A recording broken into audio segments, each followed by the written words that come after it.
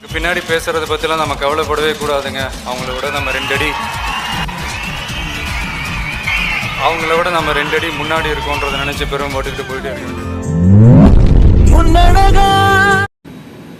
நண்பா நண்பிகள் அனைவருக்கும் அன்பான வணக்கம். ஸோ இன்றைக்கான வீடியோவில் அந்த எஸ்எஃப்எக்ஸ் சவுண்ட் எஃபெக்ட் இருக்கு இல்லையா, ஸோ அதை வந்து எப்படி யூஸ் பண்ணி நம்ம வீடியோ மேக் பண்ணுறதுன்னு அடுத்தடுத்த டுட்டோரியலில் பார்க்க போகிறோம். ஸோ அதுக்குண்டான ஒரு சவுண்ட் எஃபெக்ட்லாம் கீழே டிஸ்கிரிப்ஷனில் கொடுத்துருக்கேன், டவுன்லோட் பண்ணிக்கங்க. ஸோ இது ரொம்ப சிம்பிளான ஒரு வீடியோ தான்.